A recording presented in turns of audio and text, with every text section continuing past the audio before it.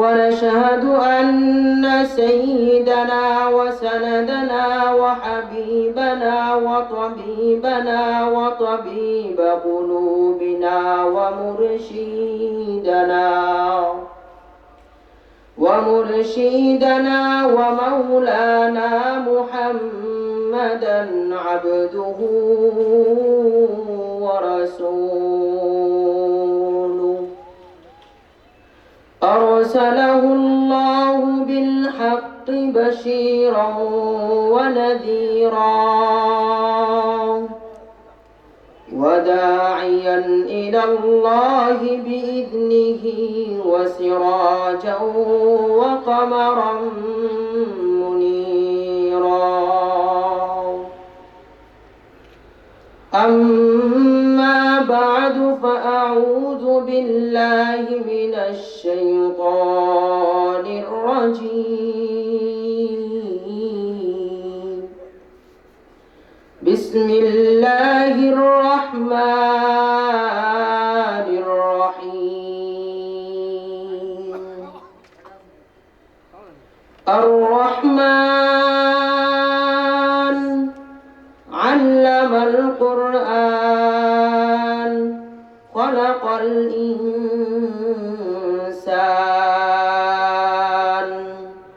صدق الله العظيم. সকলে দুরূদ ইব্রাহিম। اللهم صل على محمد وعلى آل محمد كما صليت على إبراهيم وعلى آل إبراهيم إنك حميد مجيد. اللهم بارك على محمد وعلى آل محمد كما باركت على إبراهيم وعلى آل إبراهيم إنك حميد مجيد. سبحانك لا علم لنا إلا ما علمتنا إنك أنت العليم الحكيم.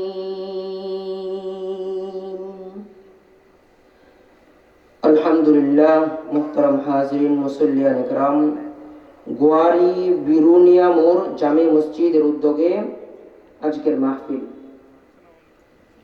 সর্বপ্রথম আল্লাহর দরবারে অসংখ্য অগণিত লাখ কোটি শুকরিয়া যে মহান রব্বুল আলামিন আল্লাহ তাআলা দয়া করে, মায়া করে, মহব্বত করে গোটা দুনিয়া থেকে কিছু মুসলমান মুরব্বী বাবাদেরকে বাছাই করে জান্নাতি বাগানে আসার বসার তৌফিক দান করেছেন। এই জন্য সকলে দিল থেকে অন্তর থেকে শুকরিয়া আদায় করি আলহামদুলিল্লাহ।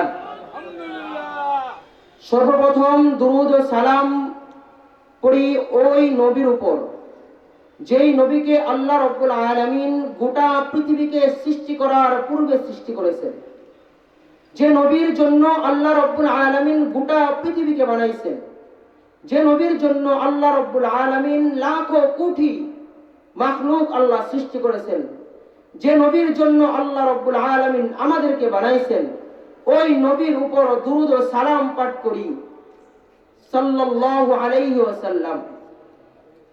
প্রিয় মুহতারাম হাজিরিন, আমি খুতবার মধ্যে কুরআনুল কারীমের ২৭ নম্বর পারার ১০ নম্বর পৃষ্ঠা সূরা রহমানের ৩ থেকে ৪টা আয়াত তেলাওয়াত করেছি। আল্লাহ রাব্বুল আলামিন সূরা রহমানের মধ্যে বলেন, আর রহমান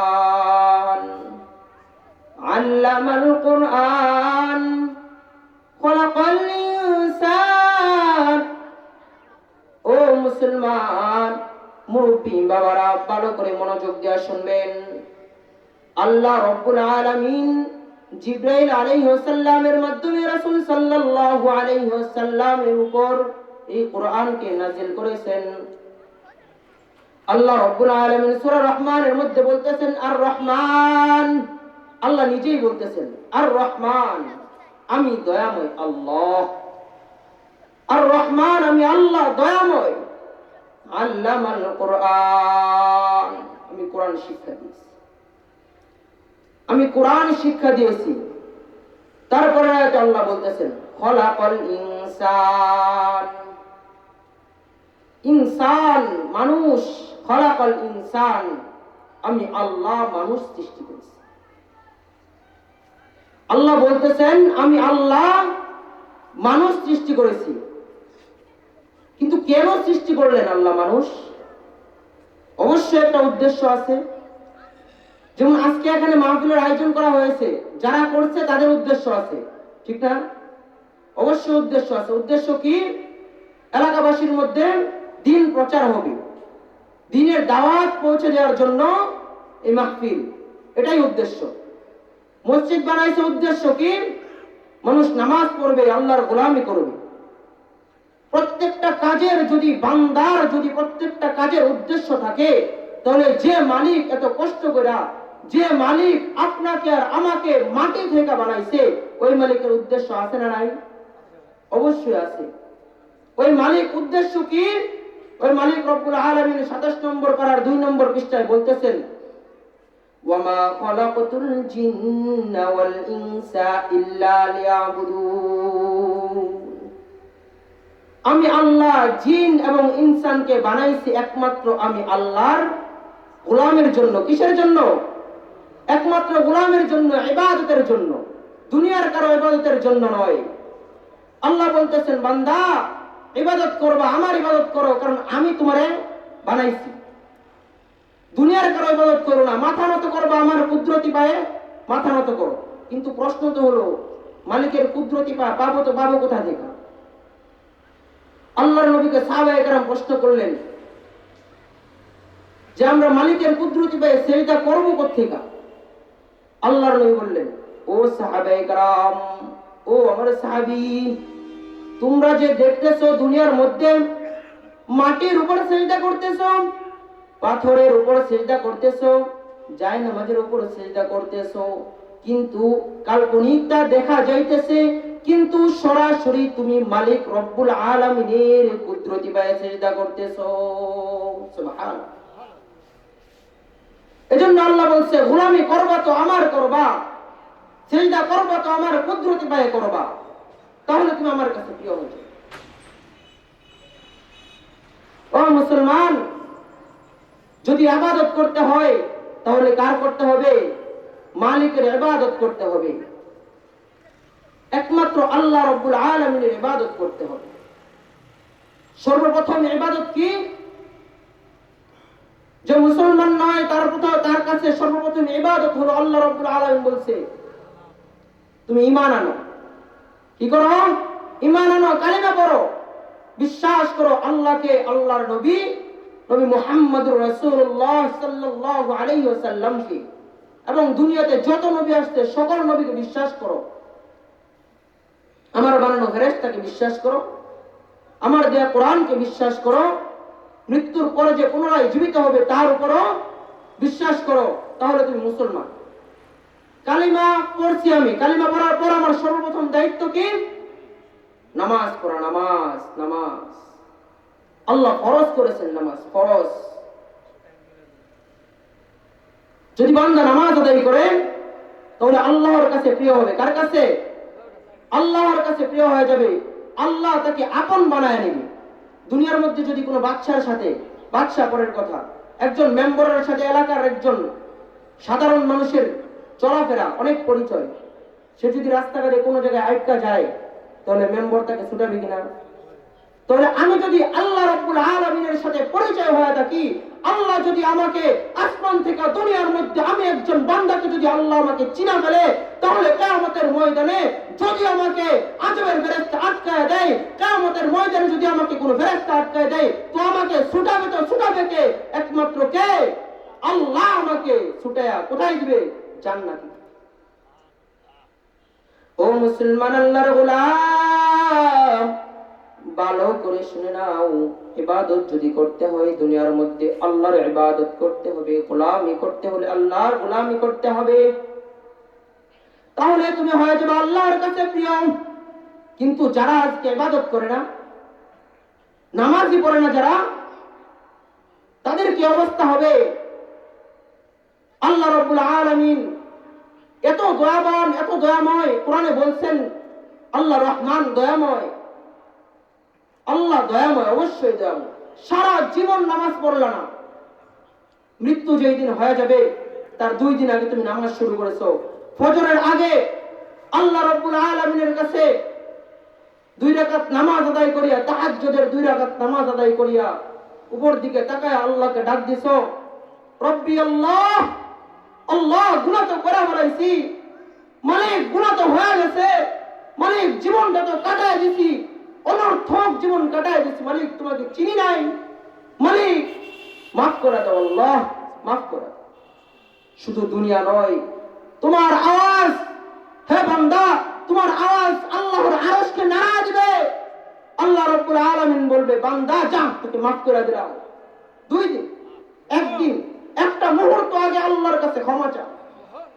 কিন্তু আমি তো জানি না আমি কখন চলে যাব, আমি কখন হারায় যাব, কখন আমার মৃত্যু চলে আসবে, আমি তো জানি না।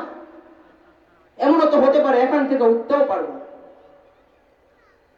কখন আমার মৃত্যু চলে আসবে আমি জানি না।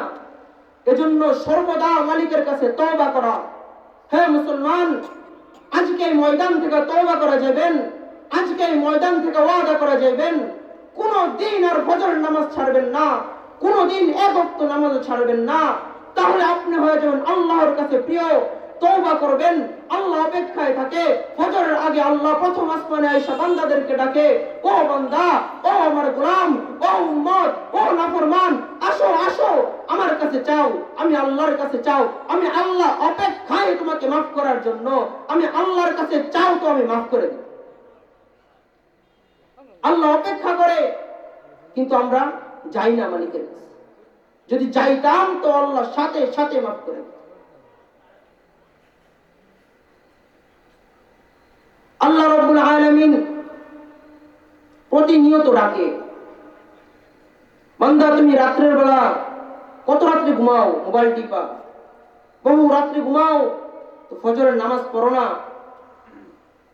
সকাল 10টা 11টার দিকে উঠো, তোমার রিজিক থাকবে তো থাকবে কোথা থেকে?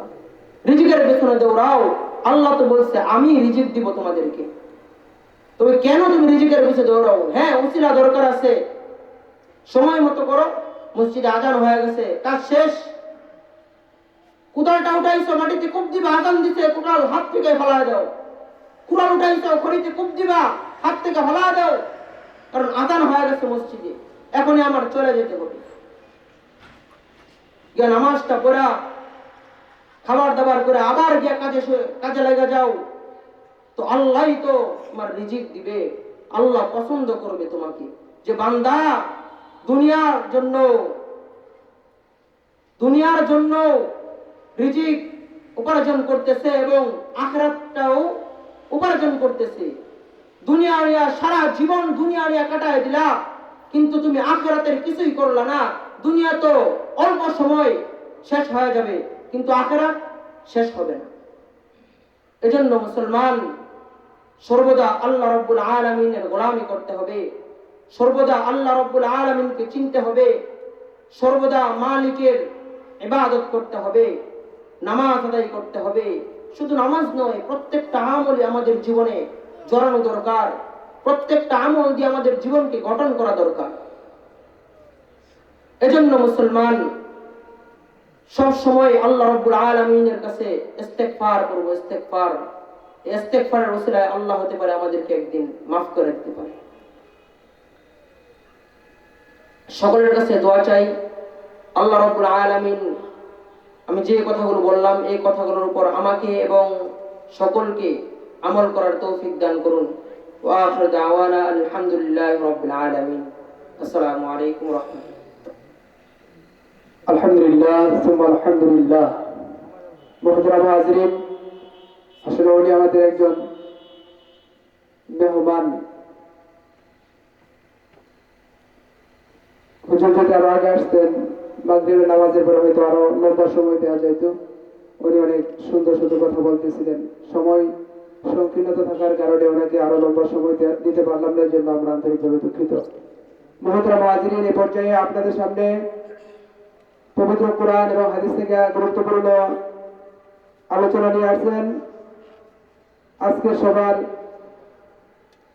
যিনি চতুর্থ বক্তা হযরত মাওলানা মোহাম্মদ ফরিদ আহমেদ সাহেব, সহকারী শিক্ষক, ধর্ম